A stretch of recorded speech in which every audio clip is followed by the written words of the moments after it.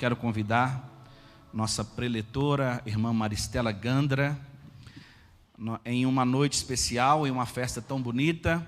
Nós nos alegramos de ter a irmã Maristela conosco. Irmã Maristela, ela é da Igreja Presbiteriana do Cariru, em Ipatinga, grande serva do Senhor, está aqui com seu esposo, depois ela vai apresentar, e será instrumento do Senhor, hoje à noite, amanhã pela manhã e no domingo à noite, permitindo Deus, hein, irmã Maristela, em nome de Jesus. E eu gostaria de dizer, irmã Maristela, que para nós é uma alegria, um prazer receber a irmã aqui. Fique à vontade, viu? Sinta-se na Presbiteriana do Cariru. Amém? Fazendo um pouquinho mais de barulho. Amém? Deus abençoe. Som. A graça e a paz do Senhor Jesus, amada igreja, amém? Graças a Deus.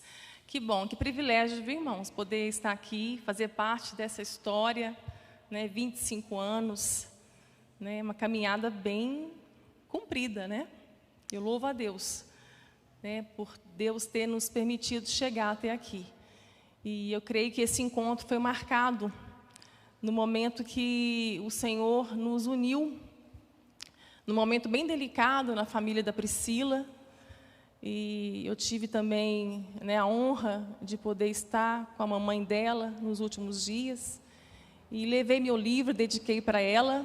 Eu acho que foi dali que partiu, A Priscila e o pastor Sandro encontraram esse livro na casa dela, da mamãe. E temos uma amiga em comum, que é a Maristela também, Zé Carlos, irmão dela. Enfim, eu creio que Deus une propósitos, E o propósito de estarmos aqui hoje. Foram várias tentativas, Priscila? Tivemos que desmarcar algumas vezes. Obrigada, irmã. Mas era para hoje, Era para agora, era para este momento. Eu louvo a Deus porque Deus estabelece tudo antes. Nós viemos de Ipatinga, eu e Ariston. Nós fomos vocacionados por Deus, chamados para um propósito, que Ele deu o nome de Vale de Baca, um projeto, um ministério. Não sou pastora, Ariston não é pastor, somos missionários. Hoje eu sou dona de casa. Deus reivindicou todo o meu tempo de trabalho, profissão. Hoje eu sou dona de casa, sou missionária, sou avó, sou mãe, sou esposa. E muito feliz em servir a Igreja de Cristo.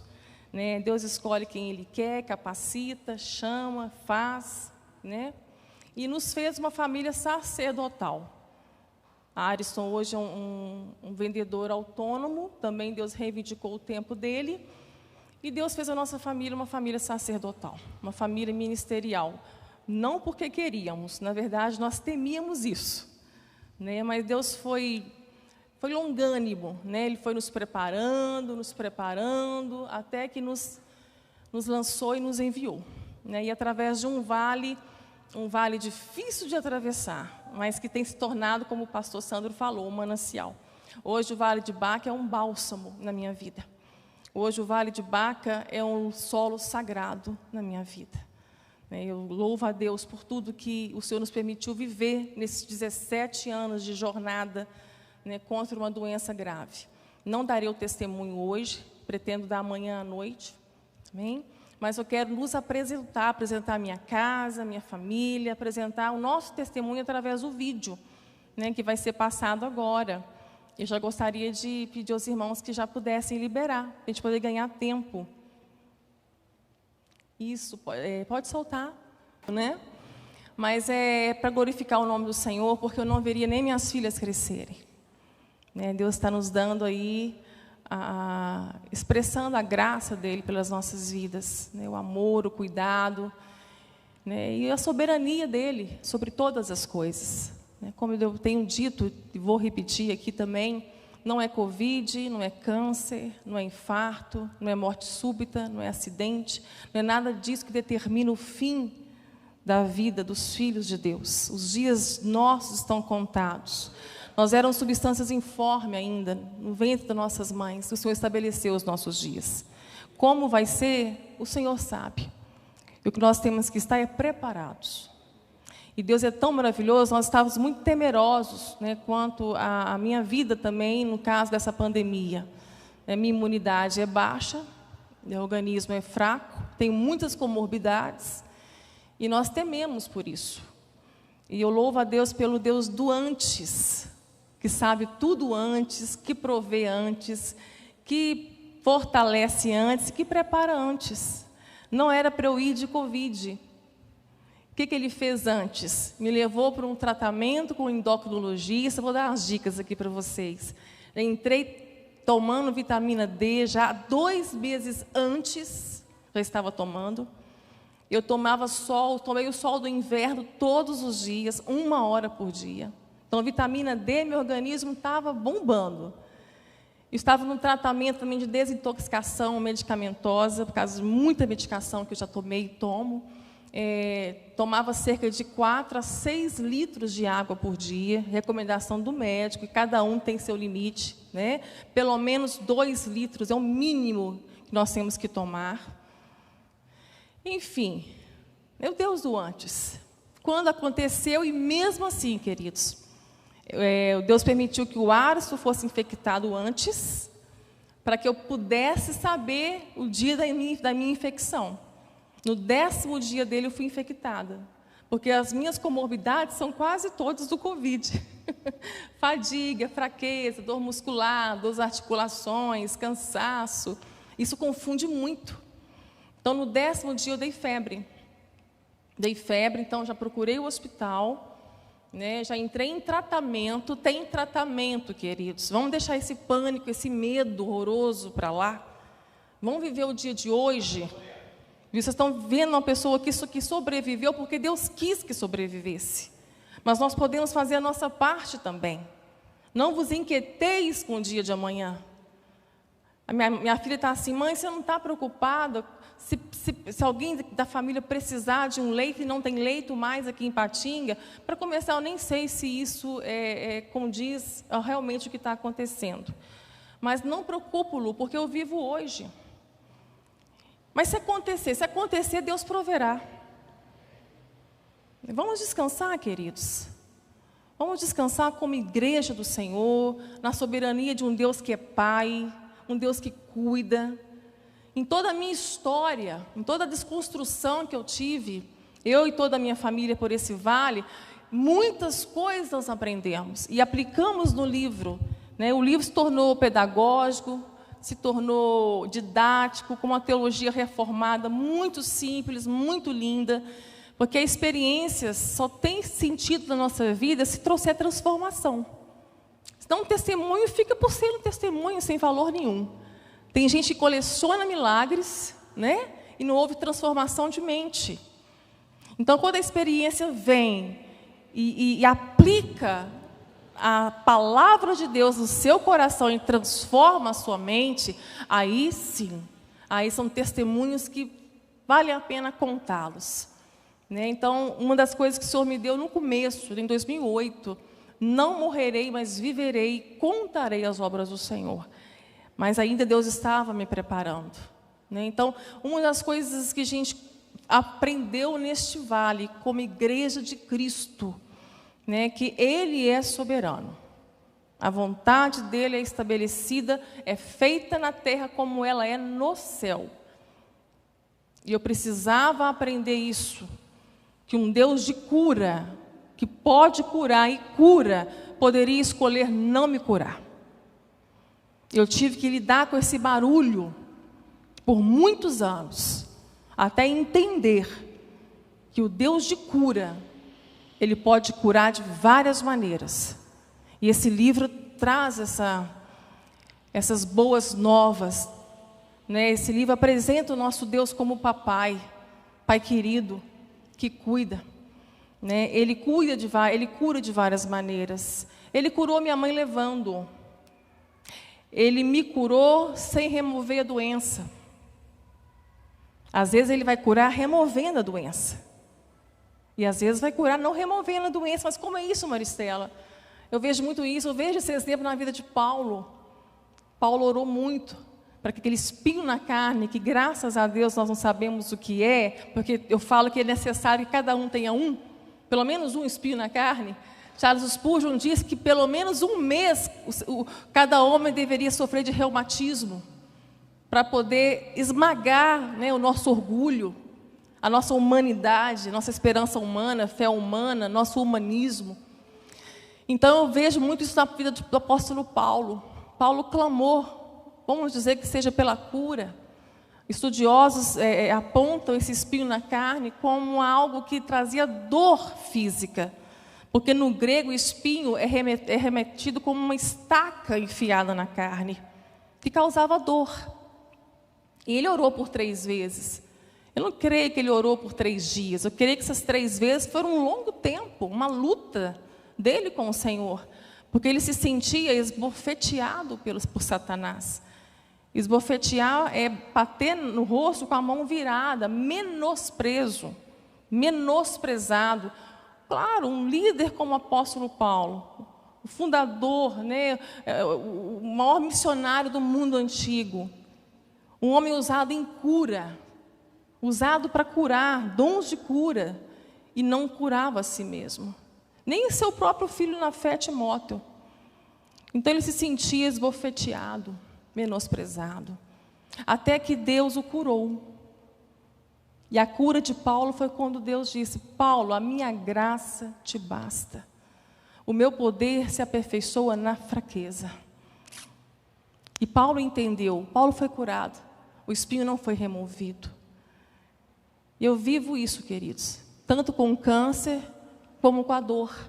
A dor física, eu falo que é meu espinho na carne. Nesse momento, a minha dor é 0, mas nunca ela é 0.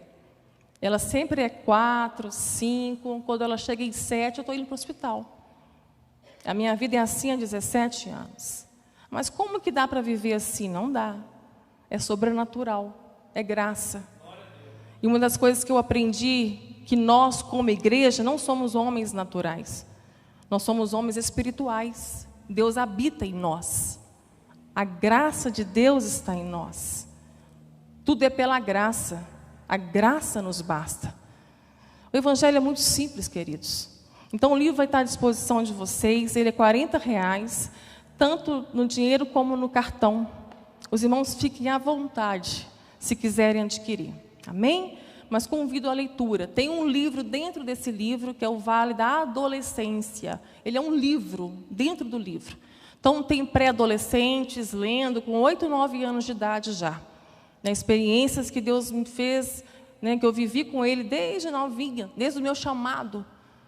Como vocês viram no vídeo, meu chamado foi muito cedo.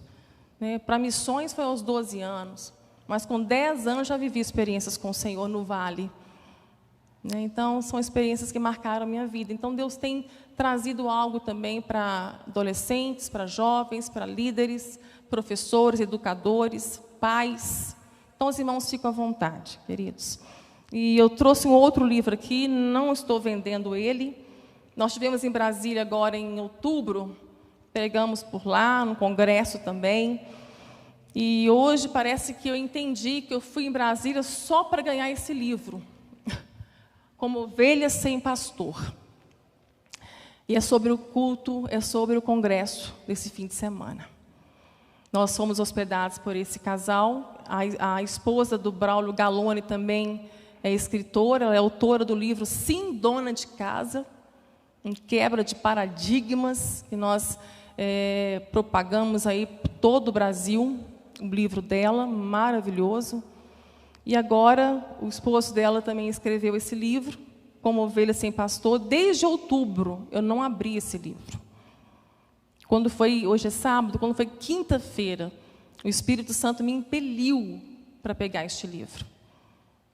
Mas antes disso, eu conversei com a Priscila e falei: Priscila, vocês têm algum tema? Vocês querem que trate algum tema? Aí a Priscila falou assim: Maristela, o tema está sendo sobre eclésia, eclesiologia. Amados, Priscila, esse nome, Deus apagou ele da minha memória. Eu falei assim: o que é isso? Gente, eu já ouvi falar nisso. Deu um branco na minha cabeça na hora. Mas, gente, que tema, que coisa, que nome é esse? Que trem difícil é esse que essa igreja está arrumando como tema, meu Deus do céu? Mas depois que eu fui entender, Deus apagou isso da minha memória. Porque Ele queria que a gente começasse do começo. Do jeito que Ele fez comigo lá em casa. Foi lá no dicionário. Eu falei assim, gente, eclésia, oh meu Deus. Aí eu fui entender os propósitos de Deus. Nós precisamos realmente resgatar a nossa identidade como igreja. A natureza e propósito como igreja. Nós perdemos, igreja, isso. Como igreja evangélica brasileira, nós perdemos. Infelizmente. A igreja evangélica brasileira, tanto como também no Ocidente, Europa, Estados Unidos, é uma decadência. Eu falo que Estados Unidos e Europa são nações já anticristãs. Brasil é pós-cristão. Então, nós temos pregado muito, nosso embate no púlpito tem sido isso também. Nós temos lutado muito aí no púlpito com a verdade do Evangelho, voltando com a mensagem de Cristo. Na maioria dos púlpitos, a mensagem de Cristo, Cristo crucificado, a mensagem da cruz, não está mais. Que privilégio vocês têm de receber essa mensagem e amar essa mensagem. E ter uma igreja comprometida, pastor comprometido, igreja comprometida, liderança comprometida com o Evangelho de Cristo, com a mensagem da cruz. Não tem outro Evangelho, queridos. Por falta desse Evangelho, o povo se corrompeu. Por falta dessa profecia, a igreja institucional se corrompeu. Então, nós vamos começar do começo. Eu peço a Deus que me direcione. Foi quando Ele me impeliu para o livro do Galone. Talvez eu iria ler lá para o ano que vem. Estava na lista lá dos livros que eu vou ler ainda. Eu tenho minhas limitações, não é tão fácil pegar um livro para ler por causa da dor, da vontade de chorar. Que é tanta literatura maravilhosa, fora a palavra de Deus, que precisamos comer todos os dias.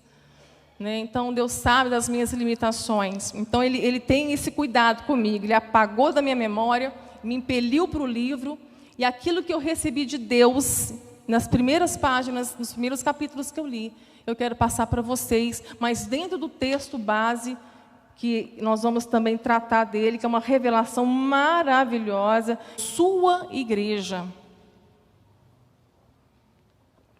Um texto muito forte, queridos. Muito forte. Mateus 16, a partir do verso 13.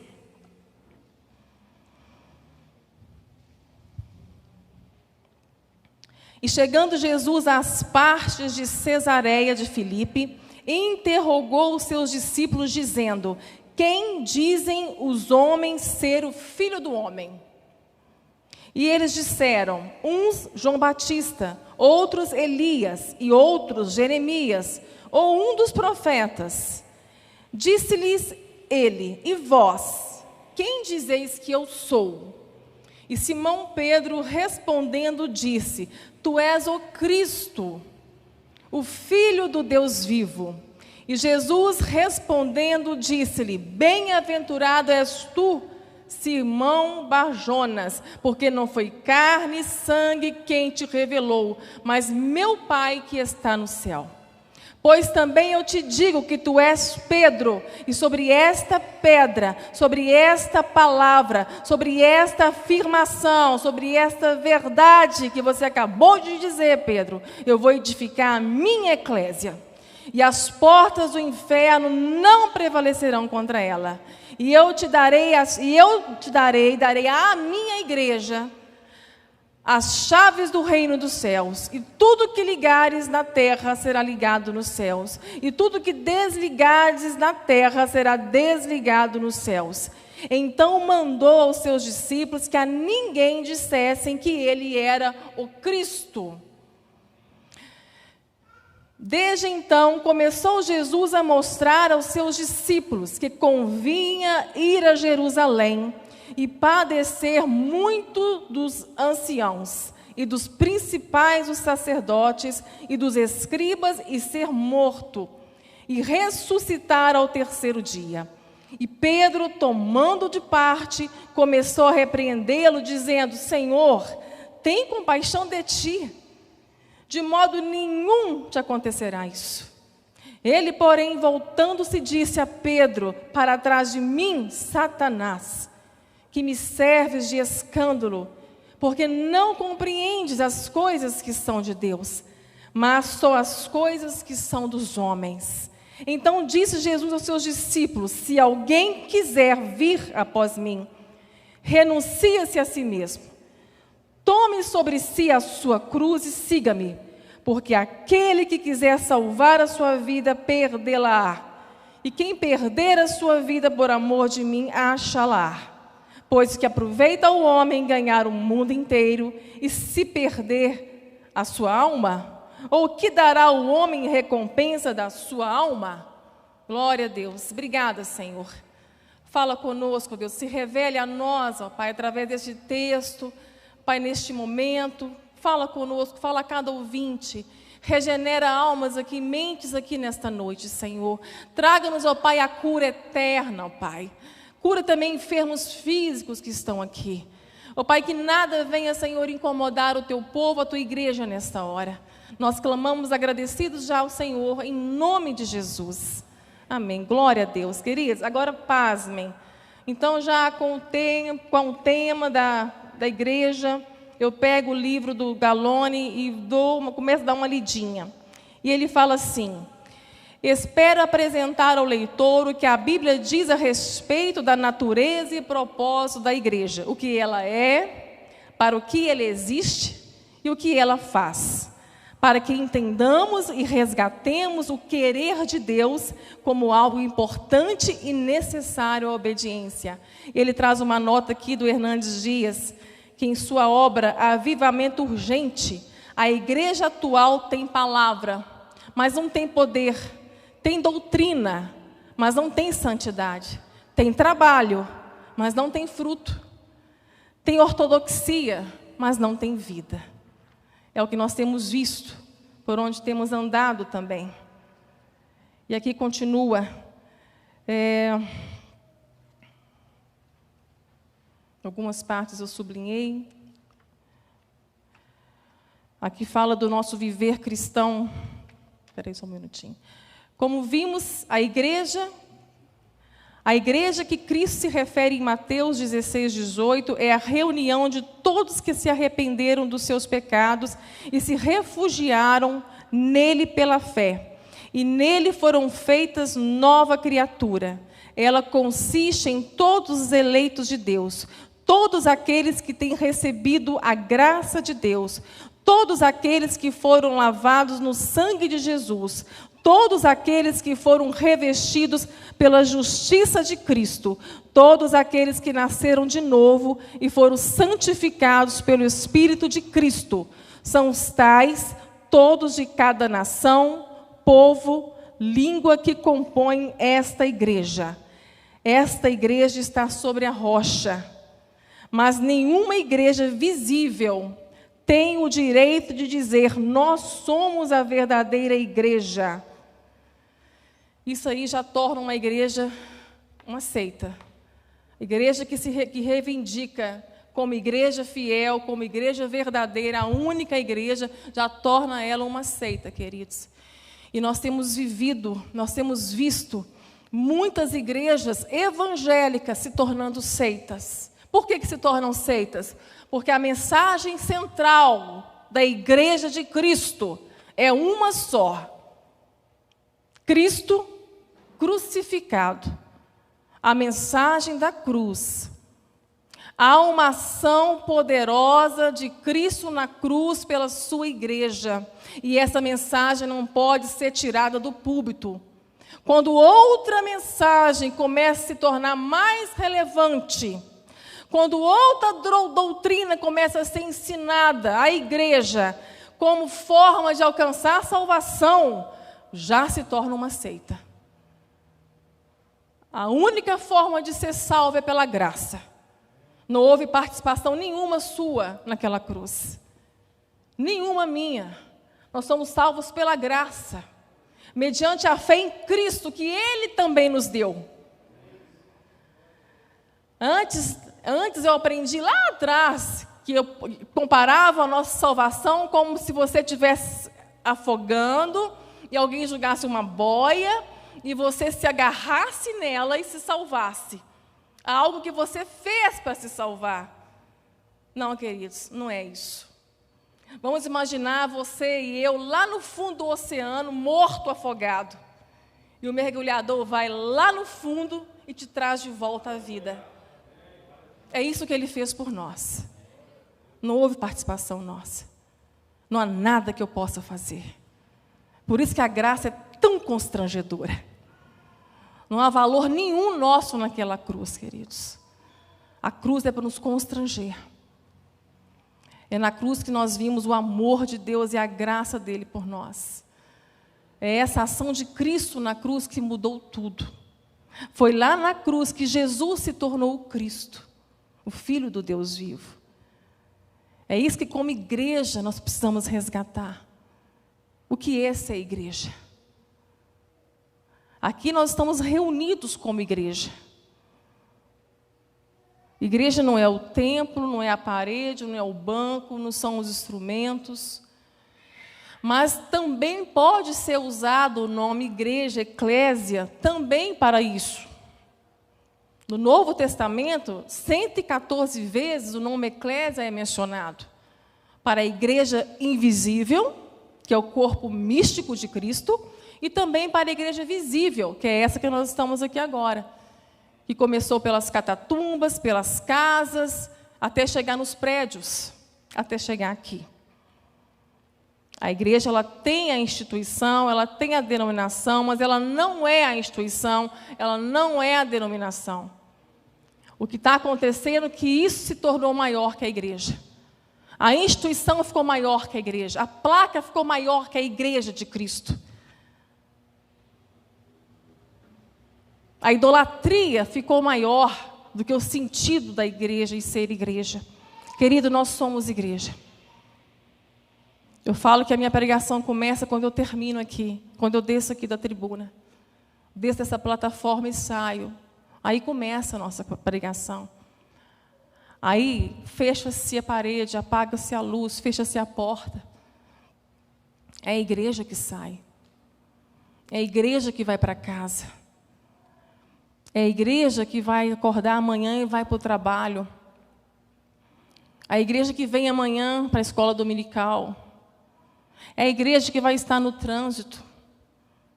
É a igreja que vai estar em qualquer lugar. É a igreja invisível, esse corpo de Cristo.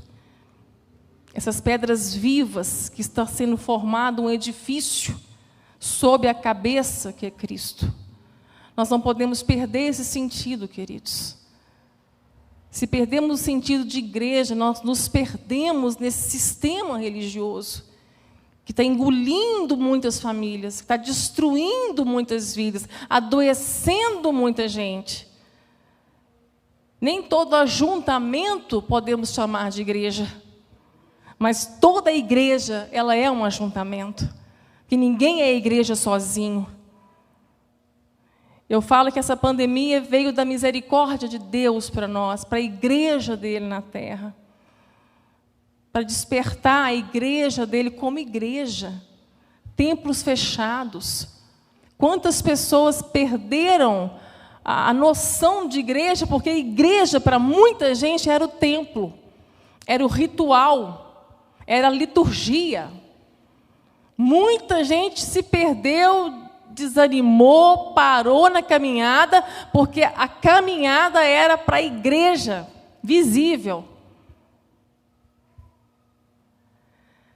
Muita gente vive para a igreja visível e esquece de ser igreja como corpo de Cristo.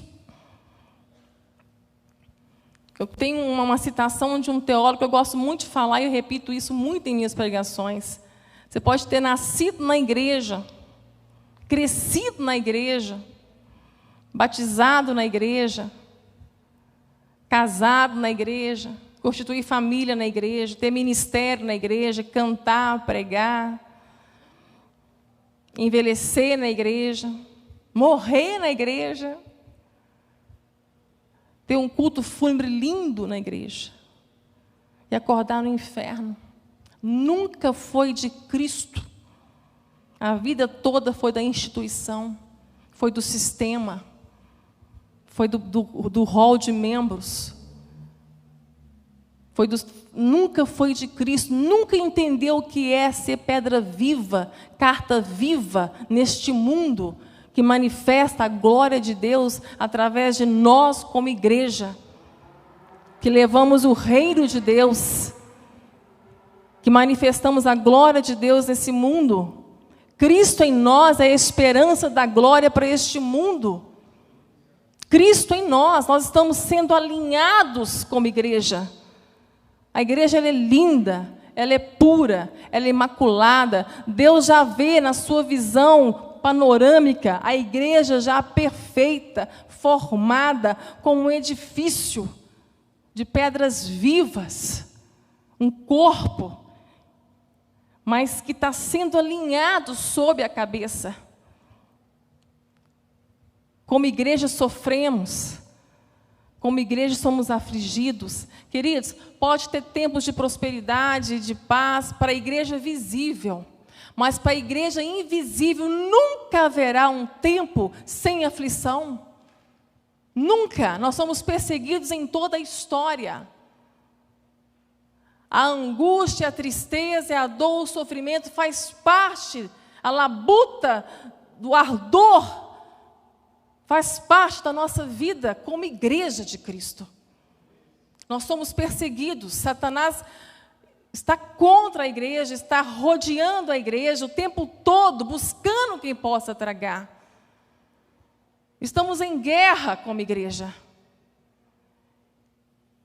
E Deus tem que forçar o bem em nós, queridos, muitas vezes para não despertar. E a pandemia foi o mecanismo que Deus usou. Espinhos da carne são o mecanismo que Deus usa.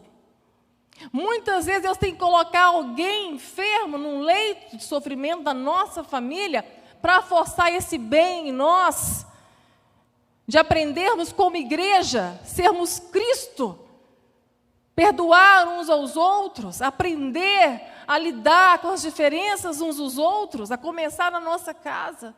Quantas vezes Deus tem que fazer isso conosco, queridos? E quanto isso tem acontecido conosco esse ano? Não nos assusta a situação da igreja hoje visível, porque há 9 anos nós estamos nessa estrada, defendendo o Evangelho de Cristo Jesus nos púlpitos, onde muitos que nós passamos por eles já não têm mais a mensagem da cruz. Nós vimos senhores, senhorinhas, cabecinha branca, chorar no final do culto, nos abraçar e falar que há 30 anos não ouvia a mensagem, não ouvia o Evangelho de Cristo. 30 anos. Uma igreja sem identidade. Não tem caminhado e tem impedido a muitos que andem pelo caminho, que é Cristo, somente Cristo. Não tem outro caminho. Não, tudo que está acontecendo, né, esses tantos surtos, né, tantos transtornos, tantas coisas que aconteceram, isso não nos assusta. Porque nós temos vindo falando isso, eu e Arison, nesses anos todos, que enquanto nós nos voltarmos para o Evangelho de Cristo Jesus, buscar a nossa identidade em Cristo, entender a missão e a obra do Espírito Santo em nós, não haverá saúde na nossa família, na nossa igreja. Queridos, famílias fracas são igrejas fracas. A igreja institucional se tornou maior do que a família. Um plano satânico.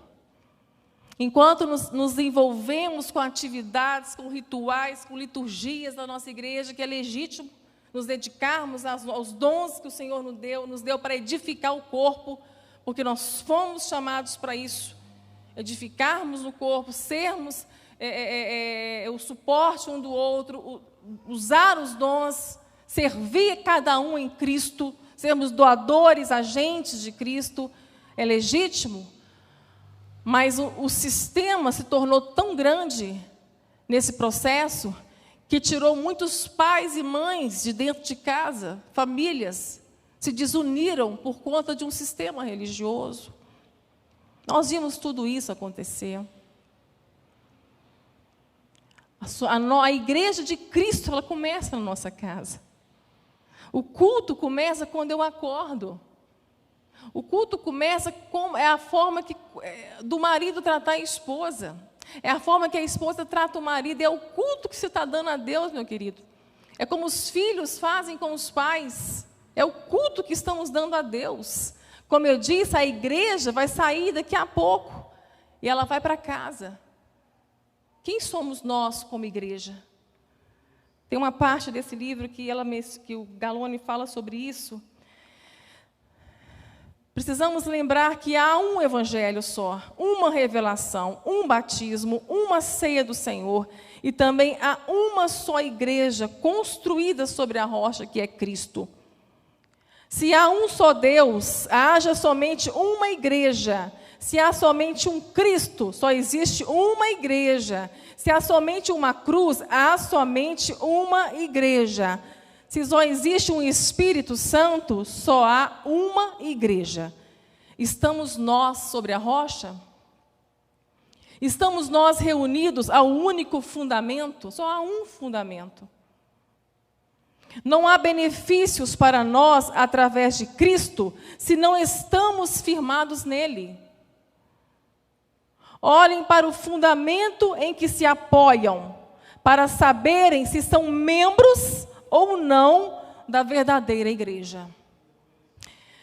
É uma questão que pode ser conhecida por vocês mesmos. Suas adorações públicas podemos ver.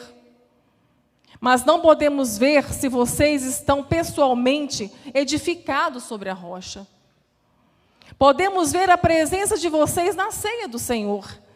Mas não podemos saber se vocês estão unidos a Cristo, um em Cristo e Cristo em todos.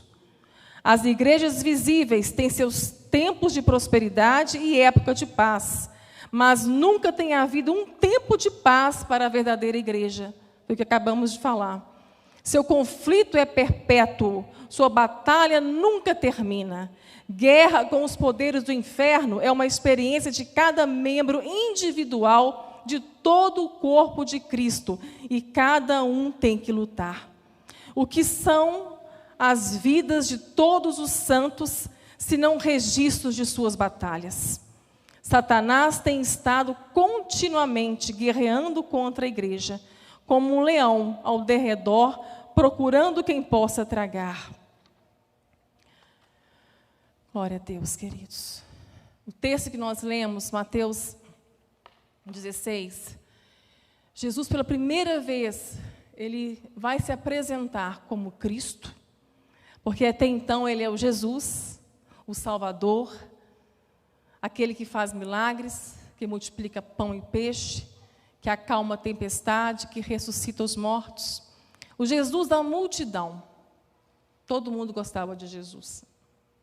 Todo mundo queria estar perto dele. Ele atraía a todos para ele, pelo poder que ele tinha de operar milagres. Só que em Mateus 16, ele revela para o que ele veio. Para os discípulos, ele era o libertador de Israel. Pedro estava disposto a morrer por ele. Pedro não mentiu.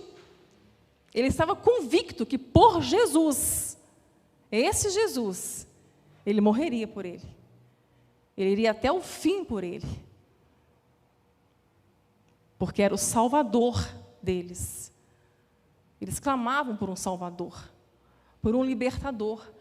E eles entendiam que o Messias viria para resgatá-los daquele momento do Império Romano.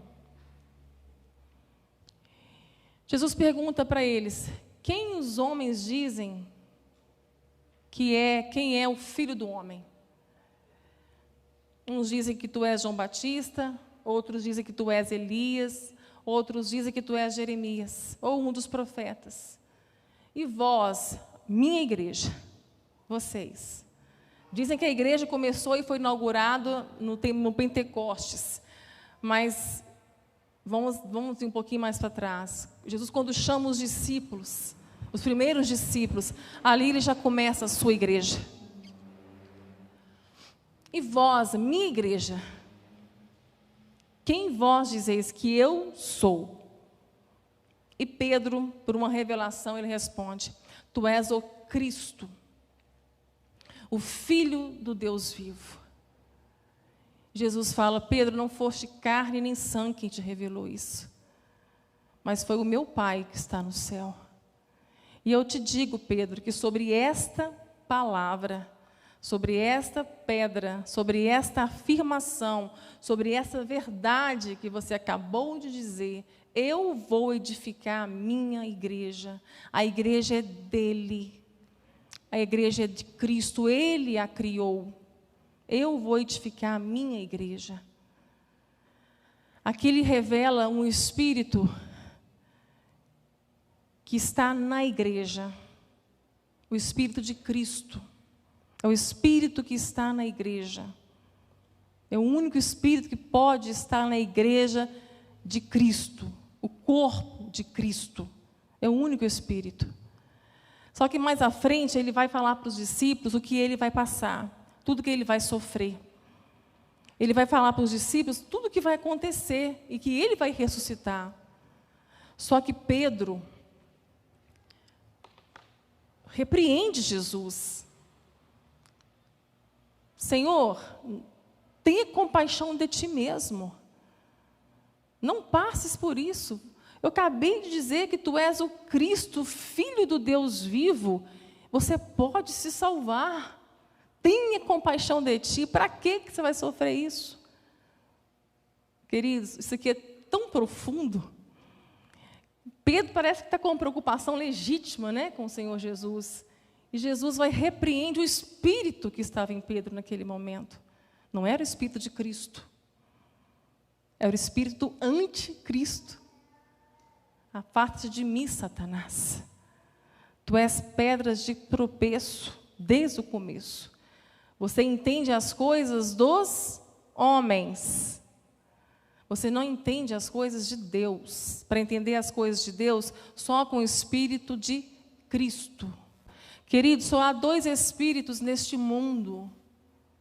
O Espírito de Cristo e o Espírito do Anticristo. E há uma denúncia muito séria em relação a a igreja contemporânea, que Jesus está a ponto de vomitar, que dá náuseas nele. O espírito que rege essa igreja contemporânea é o espírito do anticristo. O espírito do anticristo, ele não é contra Jesus. O espírito do anticristo, ele é pró-Jesus. Ele é contra o Cristo. Por quê? Essa é a essência da igreja. Entender essa revelação é que nos faz entender o que nós somos como igreja e a obra do Espírito Santo em cada um de nós. A missão do Espírito Santo em cada um de nós, queridos, é nos transformar à imagem e semelhança de Cristo. Cristo sendo formado em nós, esta é a obra do Espírito Santo na sua vida. Cristo em nós. Paulo fala às igrejas da Galácia que ele estava sofrendo dores de parto por causa daquela igreja que estava se afastando dos rudimentos, do fundamento da mensagem da cruz, para um outro evangelho que não era este, do Cristo crucificado. Ele fala: estou sofrendo dores de parto por vós, para formar Cristo em vós. A missão do Espírito de Deus, o Espírito de Cristo, é que você cada vez mais seja transformado em Cristo. Queridos, Jesus só foi o Cristo de Deus porque Ele se entregou, Ele se ofertou, Ele doou a sua vida. Ele veio para ser Salvador, mas não para se salvar, não para salvar a si mesmo. Se Ele não fosse a cruz e não fosse o Cristo, a oferta de Deus, Ele seria só o Salvador. Mas Ele só é o nosso Salvador, porque Ele não poupou a si mesmo. Esse é o Espírito de Cristo. Esse é o Espírito da igreja, que não poupa a si mesmo, mas que se entrega, que se oferta por amor ao outro. Eu só posso amar a Deus no outro. Eu só posso ser igreja quando eu vejo o outro. Não há igreja sem esse amor doador. Não há vida eterna sem amor ao próximo.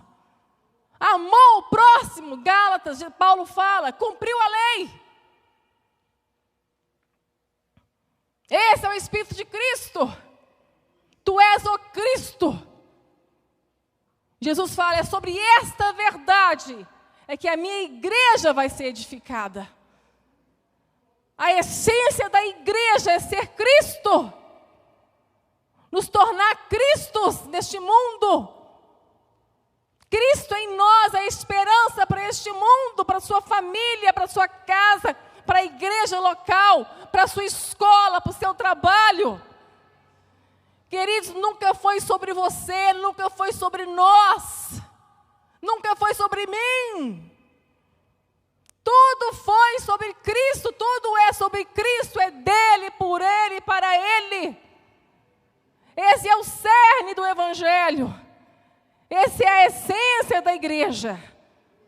Se Cristo é o cabeça, o corpo é Cristo. Tudo que está no corpo é Cristo. Nós podemos fazer uma comparação com a construção do templo de Salomão, lá em 1 Reis. As pedras, o barulho acontecia lá nas pedreiras. Muito barulho, muita poeira, um caos. Mas quando chegava no templo para ser construído, nenhum barulho podia se ouvir. Barulho de instrumento nenhum, ela chegava pronta. Queridos, é assim que Deus está fazendo. Parece que Deus esqueceu da sua igreja. Deus não pode negar a si mesmo. Cristo nunca vai negar a si mesmo. Nós somos o corpo dele. Há um acontecimento acontecendo, há um evento acontecendo no mundo espiritual, que é a mesma coisa que aconteceu lá no templo de Salomão. Não há barulho, nada se vê, mas as pedras estão sendo colocadas, uma a uma, e o edifício está sendo construído sobre o fundamento e sob a cabeça.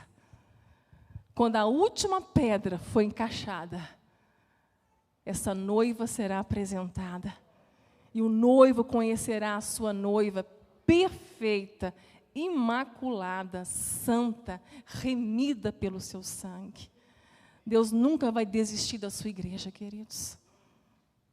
Deus está preparando a sua igreja dentro de todas as igrejas da terra.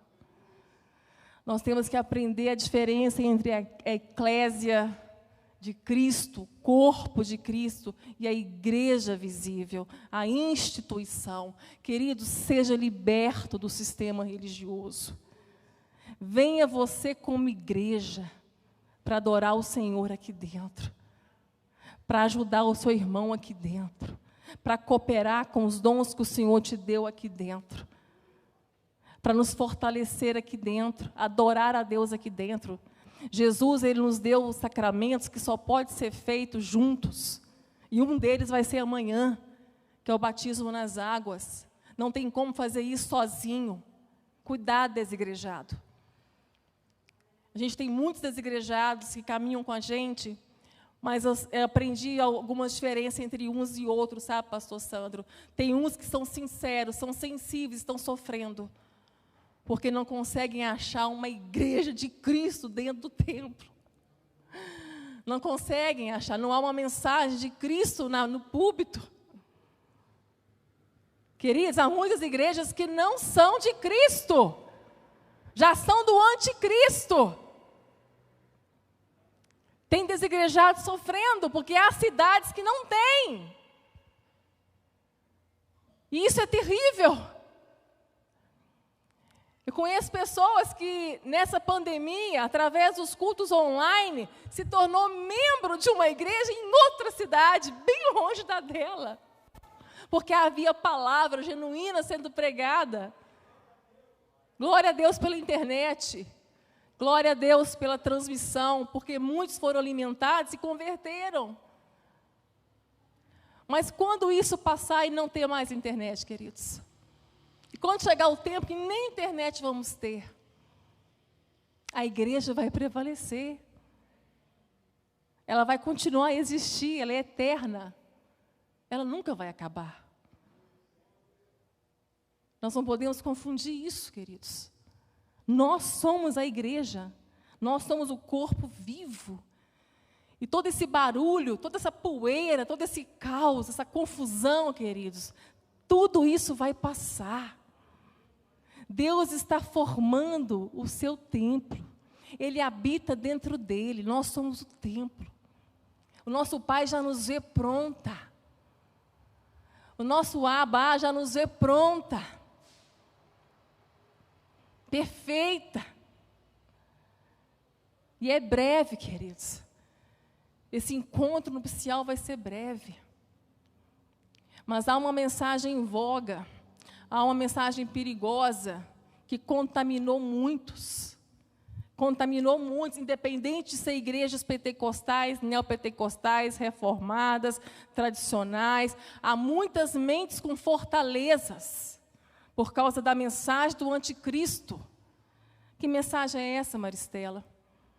O diabo, querido, não é contra Jesus, ele é pró-Jesus. O diabo não tem problema com a igreja. Ele não tem problema com a campanha dos milagres. Ele não tem problema com a campanha da prosperidade. Ele não tem problema de encher a igreja com vários tipos de artifícios para atrair a massa, a multidão, a mesma multidão que amava Jesus, que gostava de Jesus, porque ele era Jesus, o Salvador. Essa multidão não mudou, só passou as eras. A multidão é a mesma. Lucas 4:43, Jesus sai escondidinho, de madrugada, depois de multiplicar pão e peixe para uma multidão. E os discípulos falam: mestre, a multidão te aguarda. É necessário que eu vá e pregue o evangelho em outras cidades, porque foi para isso que fui enviado. Queridos, os sinais foram para apontar que Ele é o Cristo, o Filho do Deus vivo. Os milagres, os sinais, tudo isso foi para apontar que Ele é o Cristo, o Filho do Deus vivo. Tem muita gente que para na placa. A placa está apontando que lá é o lugar. Muita gente parou na placa, parou no sinal, parou no milagre, e ficou ali, adorando o milagre, adorando o culto do milagre, adorando o Deus do milagre. Nós somos igreja evangélica com muitos deuses dentro dela. Há um Deus para cada situação. E Jesus fala lá em Mateus, no Sermão do Monte, não sejam como os pagãos, que buscam seus deuses para suprir as necessidades deles. Vosso Pai que está no céu conhece as vossas necessidades.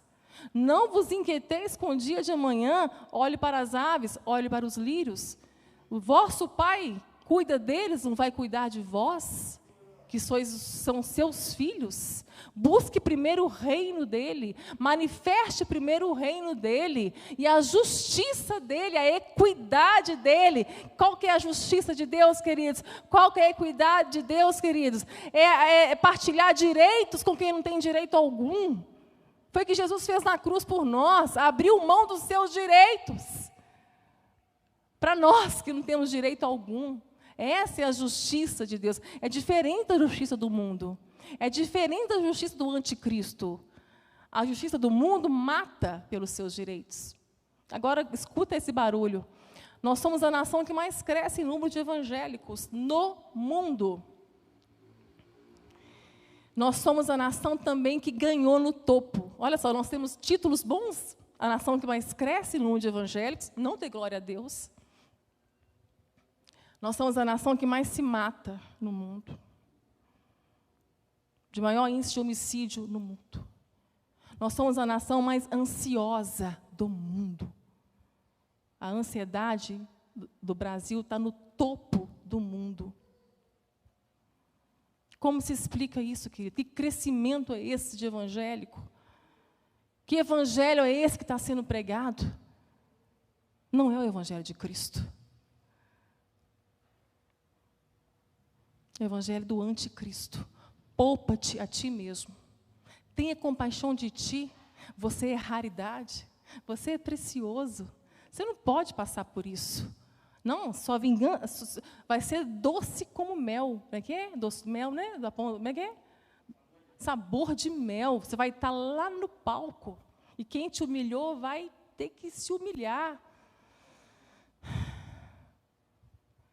O espírito do anticristo, que não quer que você seja uma oferta para esse mundo, sofreu dano, dá outra face, amar os seus inimigos, orar por aqueles que te perseguem. Esse espírito tem que estar queimando dentro de nós, queridos. Essa é a pergunta. Aonde está a vossa fé? Aonde você tem edificado a sua fé? É nesta rocha? Porque é nesta rocha que a igreja é edificada e foi edificada. O Espírito é de Cristo. O Espírito é de se doar, é de não se poupar, é de não se salvar a si mesmo. Por isso que Jesus repreende Pedro. Afasta de mim, Satanás. O diabo, ele é pró-Jesus.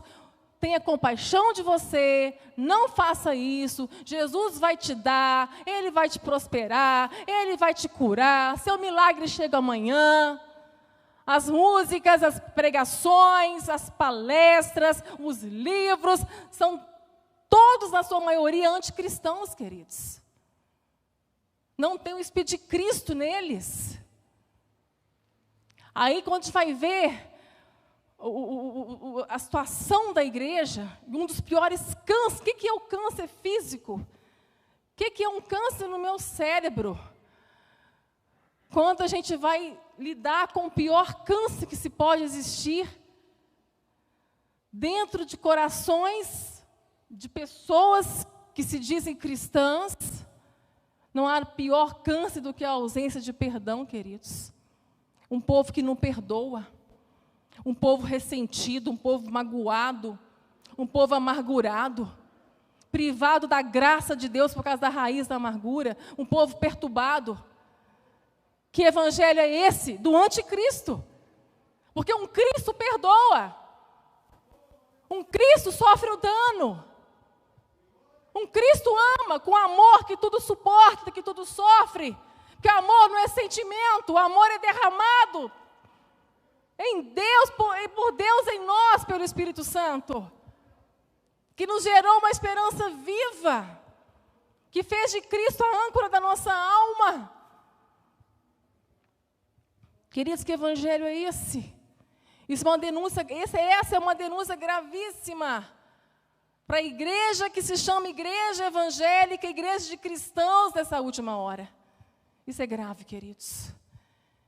Como diz Paulo aos Coríntios, veja se vós estáis em Cristo, se a vossa fé estáis em Cristo, se é que já estáis reprovados. Queridos, nós temos que examinar nós mesmos, como membro desse corpo, se a nossa vida está sendo edificada nessa rocha. Porque a casa edificada na rocha, tempestade vem, tormenta vem, mas ela fica de pé.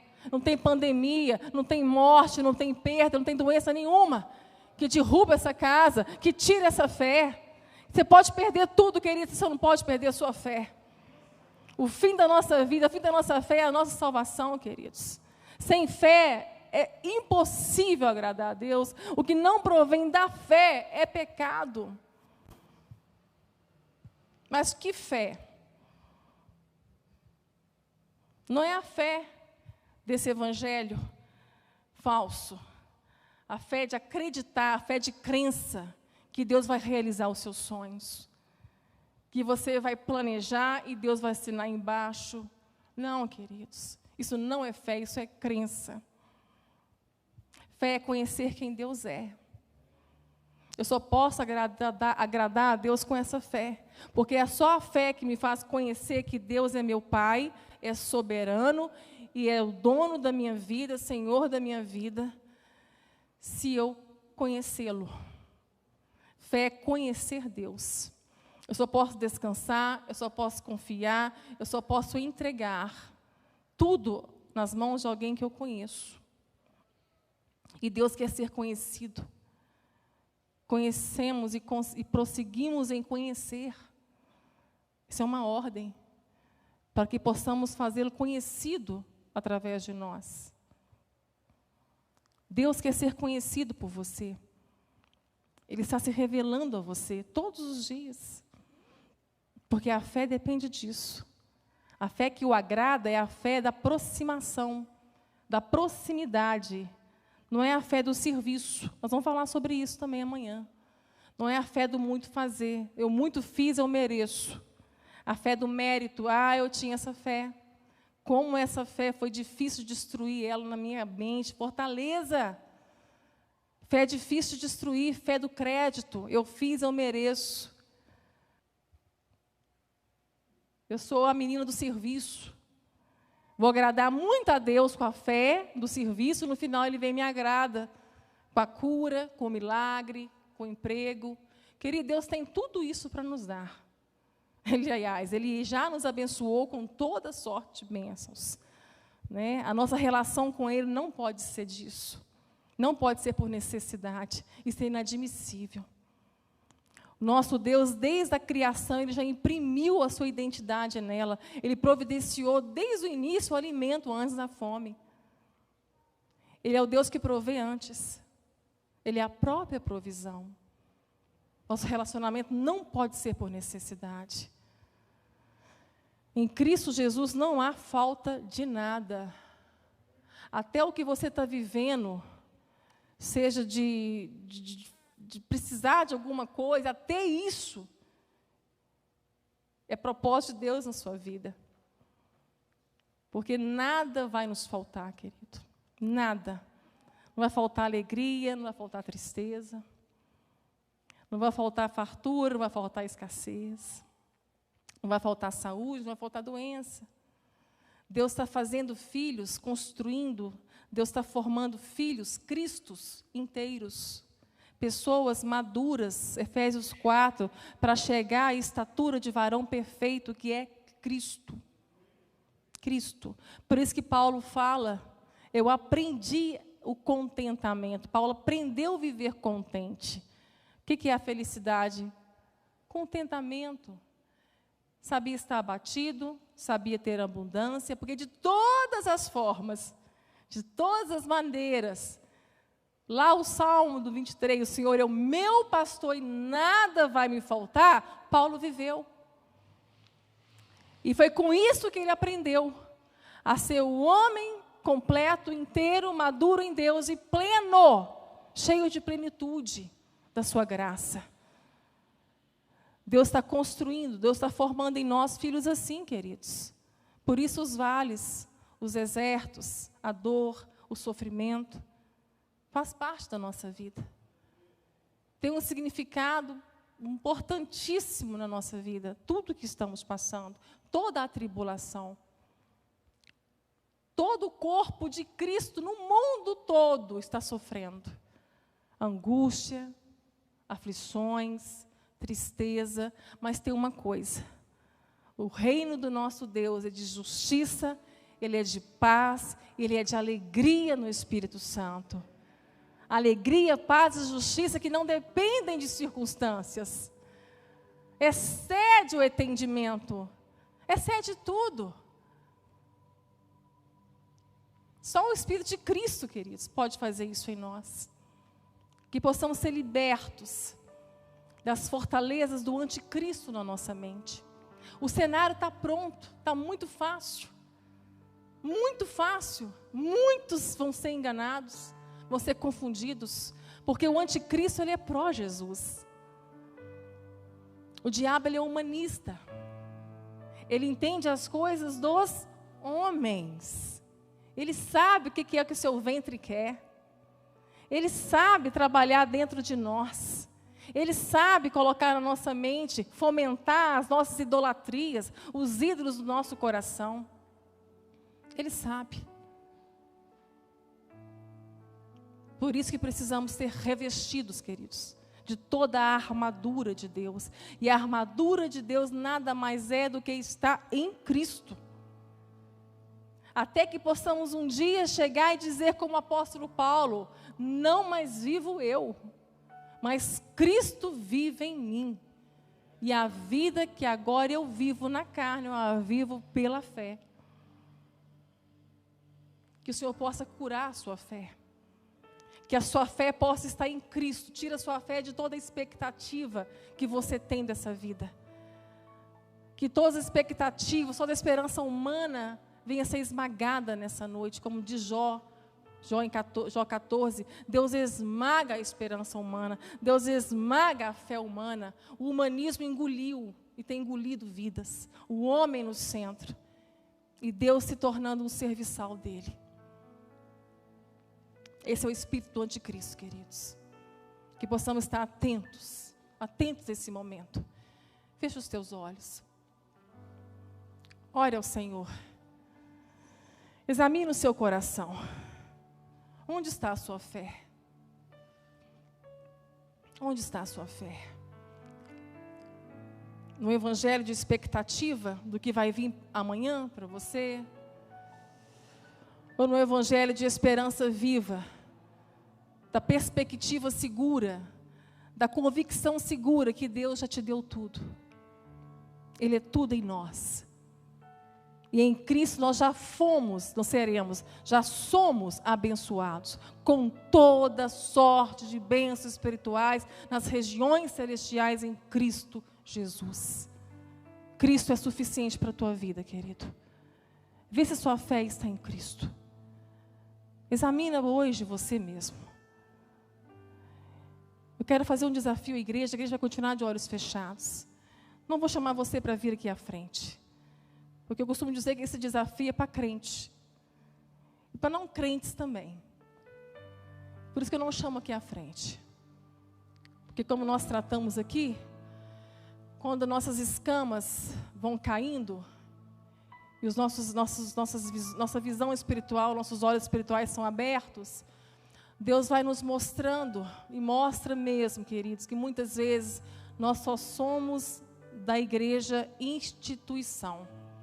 Nós não somos a igreja de Cristo Jesus. Não vivemos como igreja de Cristo Jesus. Não estamos no corpo de Cristo Jesus. E isso é maravilhoso quando o Espírito Santo vem e revela isso. Quando Ele revela isso é porque Ele está te regenerando. Ele está curando a tua alma. Ele está abrindo os teus olhos. Então o desafio que eu faço não é para você vir aqui à frente. Mas eu peço que você que ouviu hoje a voz do Espírito Santo te chamando para ser igreja, firmada nessa rocha, ser corpo, pedra viva desse edifício que está sendo construído, pedra após pedra, até o último momento. Se hoje você ouviu a voz do Senhor Jesus, o Espírito Santo te chamando, e você quer entregar ao Senhor sua vida hoje, verdadeiramente, para ser da verdadeira igreja de Cristo, de onde você estiver, levanta a tua mão, de onde você estiver, só levanta a sua mão, amém, pode abaixar a tua mão, o Senhor te viu, amém, pode abaixar a tua mão, o Senhor te viu, amém, pode abaixar a tua mão, o Senhor te viu, amém, pode abaixar a tua mão, o Senhor te viu, a igreja olhos fechados, amém, pode abaixar a tua mão, amém, querida, pode abaixar a tua mão, o Senhor te viu. A igreja orando, queridos, cadeias estão caindo, fortalezas estão caindo agora. A eclésia de Cristo aqui dentro vai ser avivada nesses dias. Amém, querida, pode abaixar a tua mão, o Senhor te viu. Amém, pode abaixar a tua mão, o Senhor te viu. O céu, os céus, o inferno, assiste isso, queridos. Porque aquilo que o Espírito Santo faz em oculto, em secreto, nem o diabo pode ver. Mas a tua mão expressa, proclama o nome de Cristo. A tua mão manifesta e declara que você é de Cristo, que você pertence a Cristo, que o Espírito vai reinar na tua vida a partir de agora é de Cristo, e não mais do anticristo. Os céus estão em festa pela sua vida. A igreja glorifica por cada mão que se levanta. Se há mais alguém, levante a mão ainda, dá tempo. Amém. Pode abaixar a tua mão, o Senhor te viu. Amém. O Senhor te viu, pode abaixar a tua mão. O nome do Senhor está sendo glorificado, queridos. A igreja invisível está crescendo nesta noite. O corpo, mais pedras estão chegando. Mais pedras vindo das pedreiras. Aleluia. Obrigada, Jesus. Espírito Santo. Senhor que nos convence, ó Pai. Convence nessa noite, Pai. Espírito Santo, o Senhor está à vontade entre nós. É o Senhor que faz essa obra, Santo Espírito. E a obra que Ele começa, Ele vai aperfeiçoar até Cristo. Em nome de Jesus. Há mais alguém, queridos, que entregar a sua vida hoje a Cristo?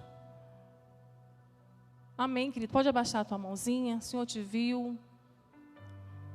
Eu fico muito feliz quando uma pré-adolescente entende esse chamado, queridos. Já são cientes, conscientes da salvação deles, da escolha que eles têm que fazer a partir de agora. Porque Deus não tem netos, né, pais?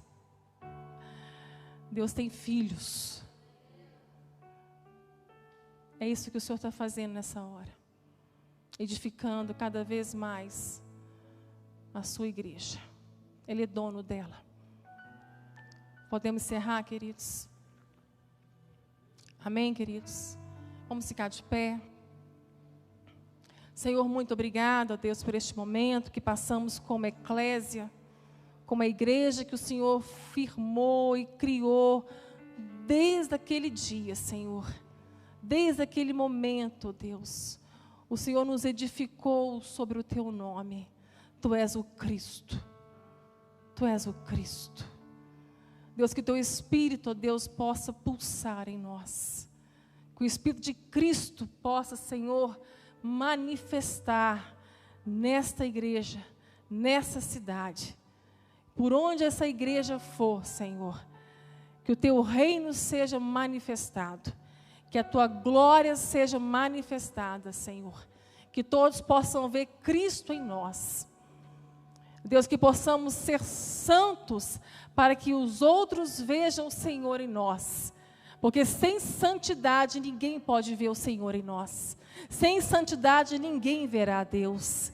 E nós somos santos porque o Senhor nos santificou. A Tua graça nos santificou para que o outro veja o Senhor em nós. Ó Deus, que possamos mostrar o caminho, apontar o caminho, que possamos ser como João Batista, ser como João Batista. Eis aí o Cordeiro de Deus que tira o pecado do mundo. Que a nossa vida possa apontar para o Cordeiro, para o único que é digno de toda a honra, de toda a adoração, de todo o louvor. A Ti, Jesus, o dono da igreja, Tu passeias no meio dela. Tu tens os castiçais nas mãos. Jesus, o Senhor passeia entre nós, Pai, e conhece as nossas obras. Santifica a Tua igreja nesta noite. Aqueles que o Senhor, Jesus, salvou nessa noite, o Senhor possa, Deus, fortalecê-los. Que eles possam caminhar como igreja, no caminho, junto conosco. Nós oramos a Ti, agradecidos em nome de Jesus. Queridos, como eu não conheço as pessoas que se renderam ao Senhor Jesus, muitos podem ser da igreja, né, de Cristo, da TIB, da Terceira Igreja Batista. Mas se você é um visitante e levantou a tua mão, só pela liberdade do Evangelho que está sendo pregado aqui no púlpito, queridos, já denuncia que é um local que você pode conhecer com segurança. Amém? Muitas igrejas a gente entra de surpresa. Aqui nós não entramos de surpresa. Muitas igrejas que já entramos de surpresa, nunca mais vamos voltar. Porque não é o Evangelho que querem. Né? Mas essa igreja não foi pega de surpresa, é o Evangelho que se é pregado. Então, que você que está visitando e se rendeu ao Senhor nessa noite, para ser igreja, para ser discípulo, precisa estar junto. Eclésia, povo chamado para fora deste mundo, para Deus. Seja eclésia, junto com teu irmão. Procura o pastor Sandro, procura o líder da igreja, depois do culto, amanhã esteja conosco. E já vou passar para o pastor Sandro, amém? Aí ele dá os avisos aí que tem que dar para amanhã. E eu espero ver vocês amanhã de manhã, pela noite também. Amém? Deus abençoe.